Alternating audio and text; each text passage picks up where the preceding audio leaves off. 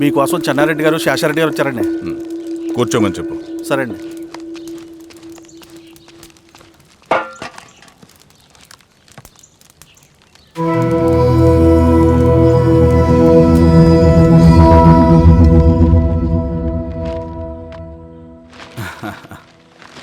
కూర్చోండి బాబాయ్. ఏంటి బాబాయ్ పొద్దున ఎలా వచ్చారు? అదే ఈశ్వర, రైతు కూలీల విషయం. అవును బాబాయ్, ఈ విషయం పెద్దది కాకుండానే ఇక్కడే తుంచేయాలి. ఊళ్ళో అందరి సమస్య అదే ఈశ్వర. వాళ్ళు సరిగ్గా సమయం చూసి కూలీ రేట్లు పెంచమంటున్నారు. ఒక 5-10 అయితే మనకు పెద్దగా బాధ ఉండేది కాదు. ఏకంగా 50 రూపాయలు పెంచమంటున్నారు. ఇక మనకు మిగిలేదేంటన్నా?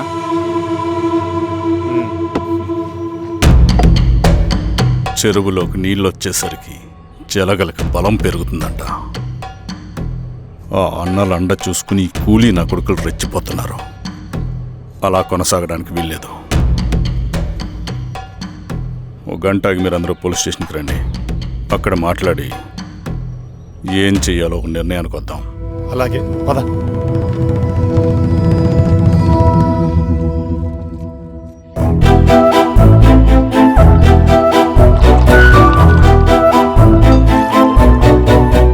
బాబు సార్, స్టేషన్కి ఓ 10 టీలు త్వరగా పంపించు. Okay sir. Okay sir.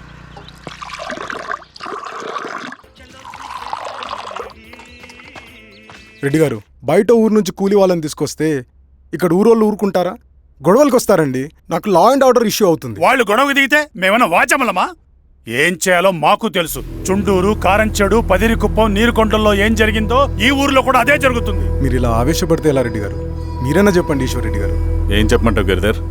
వాళ్ళు ప్రతి సంవత్సరం ఇలా పెంచుకుంటూ పోతూ ఉన్నారు. ఈ సంవత్సరం 50, వచ్చే సంవత్సరం ఎంతని, ఎవరికని? వాళ్ళు అడిగిందంతా ఇచ్చుకుంటూ పోతూ ఉండాలా మేము? వచ్చే సంవత్సరం పెంచర్లేండి సార్. సరే, అలాగని వాళ్ళని రాసిమ్మని చెప్పండి, అప్పుడు చూద్దాం. వీరస్వామి, ఆ నరసింహ గారిని పిలు. సార్, రసూల్ గారు సార్ పిలుస్తున్నారు. నమస్తే సార్. నమస్తే, కూర్చోండి. Sir tea. నమస్కారం. నమస్తే సార్. టీ అందరికీ ఇవ్వు. చూడండి నరసింహులు గారు, మీరు అడిగింది ఇవ్వటానికి వాళ్ళు సిద్ధంగా ఉన్నారు. కానీ వచ్చే సంవత్సరం మీరు కూలీల రేటు పెంచబోమని హామీ ఇవ్వాలి. వచ్చే సంవత్సరం మిగిలిన వస్తువుల ధరలు పెరగవని మీరు హామీ ఇవ్వండి, అలాగే మేము ఇస్తాం. మేము అడిగింది మీ చేతిలో ఉంది, మీరు అడిగింది మాత్రం మా చేతిలో లేదు. వాళ్ళ చేతిలో ఉంది సార్, అంతా అన్నల చేతిలో ఉంది. సార్, వాళ్ళెవరో మాకు తెలియదు. మేమెవరి చేతుల్లో కీలువమనం కాదు. ఇది మా రైతు కూలీలందరం కలిసి సమిష్టిగా తీసుకున్న నిర్ణయం. చిన్న చిన్న అవసరాలకు అప్పులు తీసుకున్న పాపానికి మా భూముల్ని బలవంతంగా గుంజుకుని మా పొలాల్లో మమ్మల్నే కూలీలుగా మార్చారు వీళ్ళు. భూమి మాది, పని చేసేది మేము, పండించేది కూడా మేమే. అవన్నీ మీ పార్టీ మీటింగ్లో చెప్పుకోండి, వింటారు. కూలీ డబ్బులు ఎవరి దయాధర్మం కాదు, మీకు తోచినంత ఇవ్వడానికి అది మా హక్కు. మేము అడిగింది న్యాయబద్ధంగా ఇవ్వకపోతే మీ పొలాల్లో ఒక గింజ కూడా రాలదు. పండిన పంటనంతా కాకులకి గద్దలకి వేసుకోవాల్సి వస్తుంది.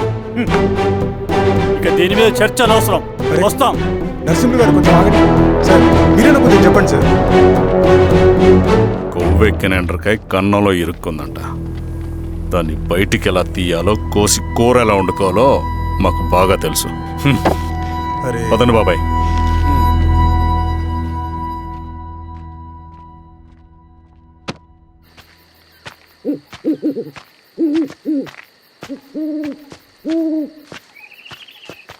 లాల్ సలాం కామ్రేడ్. లాల్ సలాం. ఇంత పొద్దున లేచారంటన్నా? విప్లవకారుల జీవితాలు ఇంతే కదా రవి. 15 ఏళ్ళుగా ఇదే జీవితమే కదా బతుకుతున్నాను. ఎటువైపు నుంచి ఎవడొచ్చి అటాక్ చేస్తాడో తెలీదు. పరిగెడుతూనే ఉండాలి. ఈ అడవిలో కడుపు నిండా తిండి, కంటి నిండా నిద్ర కూడా ఉండదు. ఒక్కొక్కసారి తాగడానికి చుక్క నీరు కూడా దొరకదు. 2 పుస్తకాలు, ఒక కిట్ బ్యాగ్, అందులో 2 జతలు, ఒకటి ఒంటి మీద, ఇంకోటి దండం మీద. ఇవే మనకున్న ఆస్తి. ఒక్కొక్కసారి ఇవి కూడా ఉండవు. బార్డర్లో సైనికుడు లాంటి వాడే, అడవిలో విప్లవకారుడు కూడా. ఇదంతా జనం కోసం, వాళ్ళ బతుకుల్లో వెలుగు కోసం.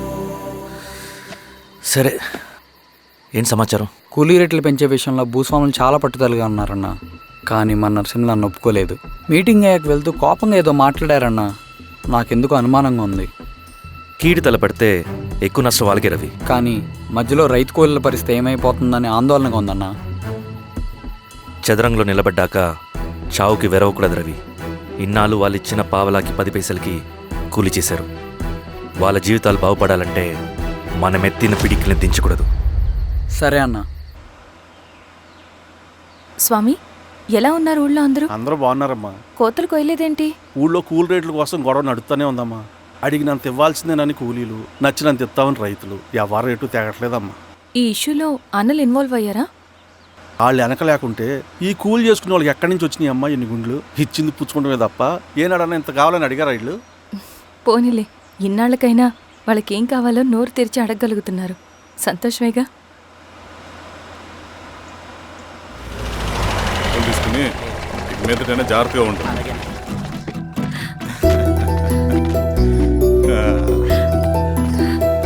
బాగున్నావమ్మా? బాగున్నానన్నయ్య, నువ్వెలా ఉన్నావు? బాగున్నాను. రా లోపలికి వెళ్దాం. రా కూర్చో. సో ప్రయాణం అంతా బాగానే జరిగింది కదా? నీ ఫేవరెట్ నెత్తిపూరి. రా వడ్డిస్తారా? ప్లేట్ తిప్పు. నాకొద్దన్నయ్య, నాకు మంచి కాఫీ తాగాలని ఉంది. అమ్మో, నీకు నచ్చినట్టు కాఫీ చేయాలంటే ఆ దేవుడి దిగి రావాలి తల్లి. ఏంటో అన్నయ్య, మంచి కాఫీ తాగకపోతే ఇక ఆ రోజంతా అదోలా ఉంటుంది నాకు. రేయ్ సామే, అయ్యా అర్థమైంది. శిరీష్ అమ్మకి మంచి కాఫీ కావాలి, అంతేగా నేను వెళ్ళి పట్టుకొచ్చేస్తా. ఎక్కడికి స్వామి? మన ఊళ్ళో మెగాస్టార్ హోటల్ ఉందమ్మా, అందులో కాఫీ చాలా బాగుంటుంది. నేను వెళ్ళి పట్టుకొచ్చేస్తా. స్వామి, అమ్మా కాఫీ అంటే అక్కడికి వెళ్ళి వేడి వేడిగా తాగాలి. నేను వస్తాను పద. అవునమ్మా, అక్కడ నేను కూడా తాగాను, చాలా బాగుంటుంది. వెళ్ళు. థ్యాంక్ యూ అన్నయ్య. ఆడుతూ పాడుతూ పని చేస్తాం.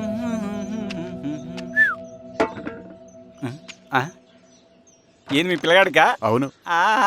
ఒకసారి పెట్టుకొని చూస్తా. పెట్టుకో.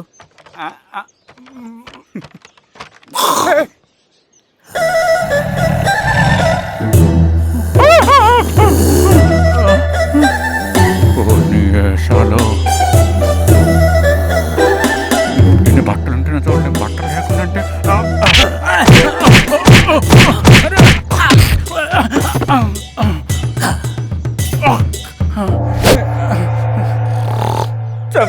నీకు దండ పెడతా.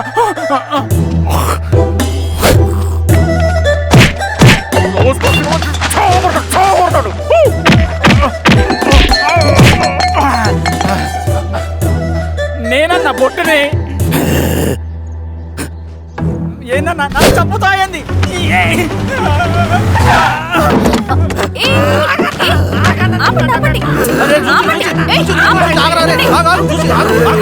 రాత్రి దొంగ సినిమా చూసాడమ్మా, పొద్దున్న నేను పొలాన్ని కొంచెం చంపేస్తాడమ్మా. మేడం మంచి కాఫీ పెట్టు. మేడమా? అయితే మేడంకి స్పెషల్ కాఫీయా? ఓకే. అమ్మా ఆడికి చిరంజీవి పిచ్చి. పిచ్చా? కాదమ్మా, ఫ్యాను. రండమ్మా కాఫీ తాదు కానీ. కూర్చోండి అమ్మా. ఏంటి స్వామి ఇతను? చాలా మంచోడమ్మా, మెగాస్టార్ సినిమాలు చూసిన వాళ్ళు అయిపోతాడు. స్వామి, అమ్మా ఈ కాఫీ నేను ఎక్కడో తాగాను. మేడంకి స్పెషల్ కాఫీయా? పద మేడం రాసుకో చూచి. Thank you. పద కూర్చో.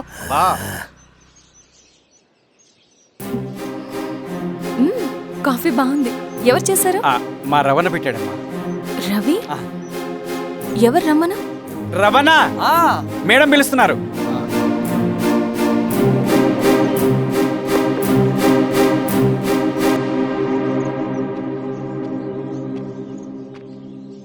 ఇతనే రవణ. శిరీష, మీరా? రవి, నువ్వేంటి ఇక్కడ? కాఫీ బాగుందా? చాలా. అది కాదు రవి, నువ్వు ఇక్కడ? ఈ హోటల్ మనోల్దే. మన ఫ్రెండ్స్ అందరు బాగున్నారా? చాలా బాగున్నారు. అవును, మీరేంటి ఇక్కడ? ఏమైంది అన్నా, ఏమైందన్నా? అన్నా, లే అన్నా. స్వామి త్వరగా కార్తీ. జాగ్రత్త అన్నా, త్వరగా పట్టి అన్నా. త్వరగా పోనీ.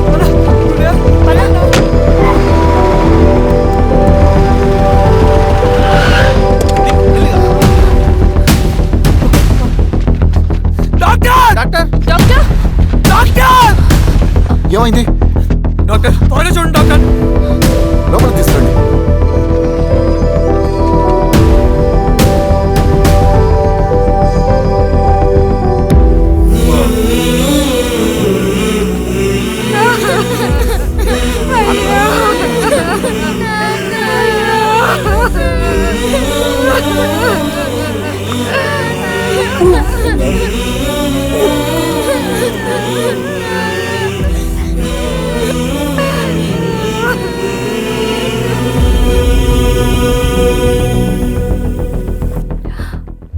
ఏమైంది డాక్టర్?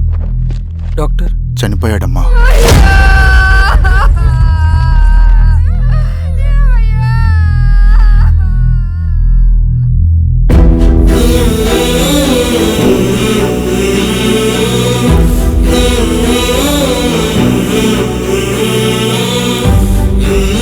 ఆ పేపర్స్ ఏంటి రవి? అతని భూమికి సంబంధించిన పేపర్స్. ఒక సంవత్సరం నుంచి ఈ పేపర్స్ పట్టుకుని ప్రతిరోజు ఎంఆర్ ఆఫీస్ చుట్టూ తిరిగేవాడు. భూమిని తాకట్టు పెట్టి అప్పు తీసుకున్న పాపానికి టైంకి వడ్డీ కట్టలేదని అప్పిచ్చిన ఆ దొర ఎంఆర్ఓ ఆఫీస్లో లంచం ఇచ్చి భూమిని తన పేరు మీద రాయించుకున్నాడు. ఈ ఎంఆర్ఓ ఆఫీస్లో ఎవరు నిజాయితీగా పనిచేయట్లేదండి. చెట్టు కట్టి నరకాలు ఒక్కొక్కడిని. నరికేయడమేంటి రవి? నువ్వు కాగితం మీద ఒక బొమ్మ గీస్తావు, ఒక చోట సరిగ్గా రాదు, ఏం చేస్తావు? ఎరేజర్తో సరిచేస్తావా, లేకుంటే ఆ పేపర్ని చింపేస్తావా? మరి మనుషుల విషయంలో ఎందుకు రాదు ఆ ఆలోచన? తప్పు చేసిన ప్రతి ఒక్కరిని నరుక్కుంటూ పోతే చివరికి మిగిలేది మనుషులు కాదు, శవాలు.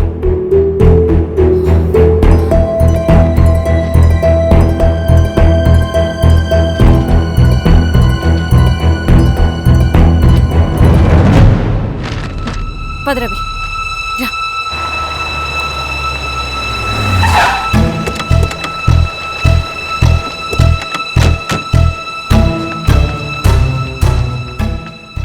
పానుకోటి నర్సయ్య ల్యాండ్ ఎవరు చూస్తున్నారు? మీరెవరు? ఇదిగోండి అప్లికేషన్. ఇది డిస్ప్యూట్ ల్యాండ్, ఎవడేం చేయలేడు. నీ నిర్లక్ష్యం, నీ లెక్కలేనితనం వల్ల ఒక నిండు ప్రాణం పోయింది. ఒక కుటుంబమే రోడ్డు మీద పడింది తెలుసా? ఏంటో మా గొడవ?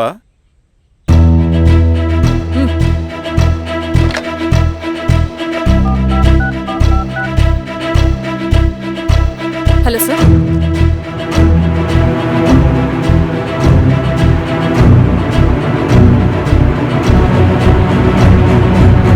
Okay sir.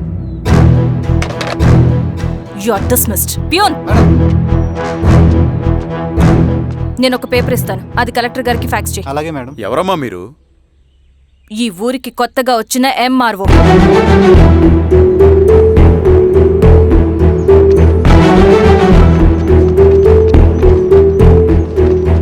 నమస్తే.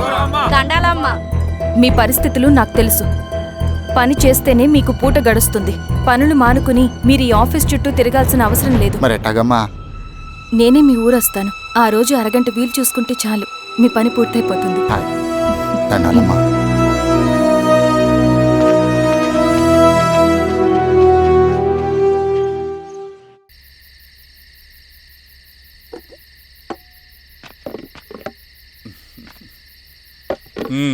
ఎంఆర్ఓ గారు, ఏంటి ఛార్జ్ తీసుకున్న మొదటి రోజే ఆఫీస్లో మీ పవర్ చూపించారట? అన్నయ్య, నువ్వు సస్పెండ్ చేసిన వ్యక్తి నా దగ్గరికి వచ్చాడమ్మా. పాపం కన్నీళ్లు పెట్టుకున్నాడు. అతడి వల్ల నష్టపోయిన ఒక వ్యక్తి నా కళ్ళ ముందు చనిపోయాడన్నయ్య. కన్నీళ్లు ఎన్నిసార్లు తుడుచుకున్నా పోతాయి, కానీ వీళ్ల నిర్లక్ష్యంతో పేదవాళ్ల ప్రాణాలే పోతున్నాయి. అన్నయ్య, మనూరి సమస్య పేదరికం కాదు, నక్సలిజం. నాలాంటి ప్రభుత్వ ఉద్యోగులు వాళ్ళ డ్యూటీలు సక్రమంగా చేయకపోవడం వల్ల విసిగిపోయిన జనం అడవిలో వాళ్ల హెల్ప్ తీసుకుంటున్నారు. ఒక వ్యవస్థ ఇక్కడ సరిగ్గా పనిచేయనందుకే మరో వ్యవస్థ అక్కడ పుట్టింది. అందుకే నా పన్నం చేయనివ్వండి, స్నానం చేసిరండి, భోజనం చేద్దాం.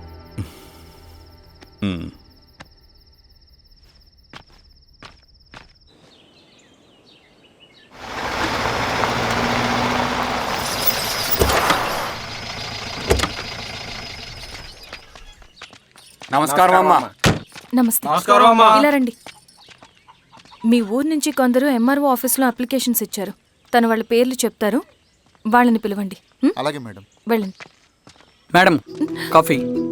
నువ్వెప్పుడు వచ్చావు రవి? మీరు గంటకోసారి కాఫీ కావాలంటారు కదా, మాటి మాటికి వెళ్ళి రావడం ఎందుకని వచ్చేసా.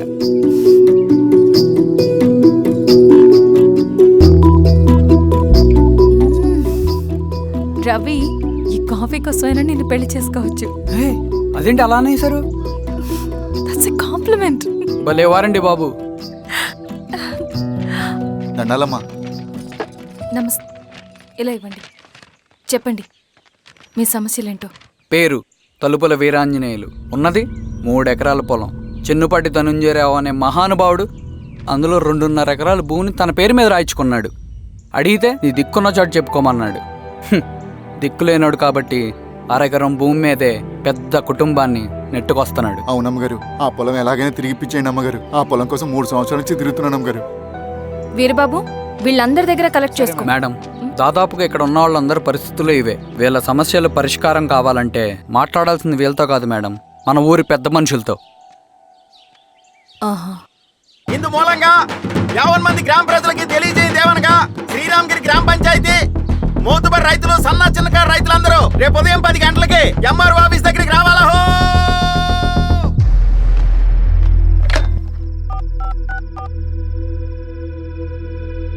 హలో, ఎవరు? నమస్తే బాబాయ్, నేను ఈశ్వర్ రెడ్డి. ఎలా ఉన్నావు? బాగున్నా. చెప్పు. బాబాయ్, శిరీష్ ఎంఆర్ ఆఫీస్లో భూ సమస్యల గురించి రేపు మీటింగ్ ఏర్పాటు చేసింది. ఈ విషయం మన వాళ్ళంతా ఎలా తీసుకుంటారో అర్థం కావట్లేదు. అందుకనే మీకు ఫోన్ చేశాను. శిరీష్ చెప్పింది చేయండి, అదే మనకు కలిసి వస్తుంది. సరే బాబాయ్, ఉంటాను.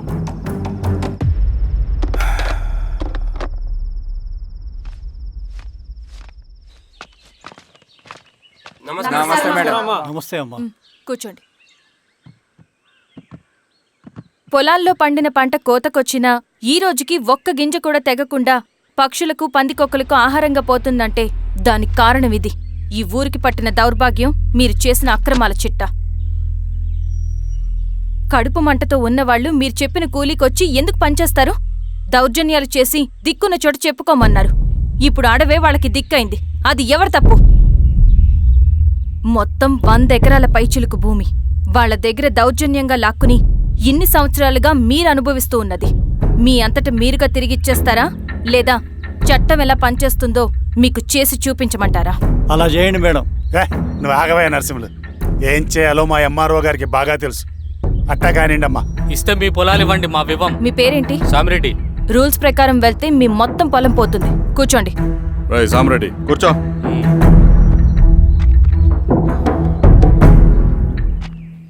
ఏమ్మా, సంతోషమేగా?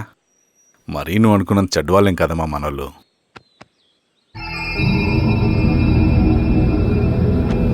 వదనాను. నమస్తే.